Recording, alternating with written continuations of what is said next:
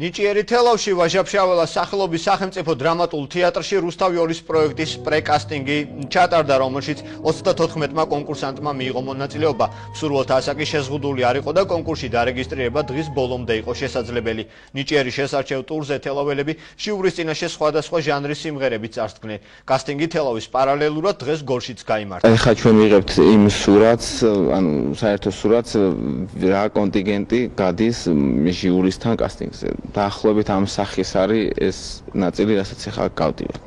ანუ ჩვენ გვეცოდინება წინასწარ ტექნიკურად როგორ უნდა ვიყოთ მომზადებული, რაღაცა ჩევებს ვაძლევთ მსურველებს გასვლისას და მსგავს რაღაცა, ანუ ძირითადი ნაწილი აქედან ხდება ჟიურისთან იშვიათი გამონაკლისების გარდა. დღევანდელ შესარჩევ ტურში იღებს 34 ნიჭიერი თელაველი მონაწილეობას. შემდეგ შეარჩევს კასტინგის შემდეგ შეარჩევენ ჟიურის მონაწილეები და გადაინაცვლებენ შემდეგ ტურში. იმიტომ გავდივარ, რომ მასწავლებელს უნდა მიუძღვნა ლექსის, მუსიკის მასწავლებელს. სალამურებზე დავუგრა კიდე სულიკოს მელოდია, ჩემული ვერსიით და კომპოზიციით.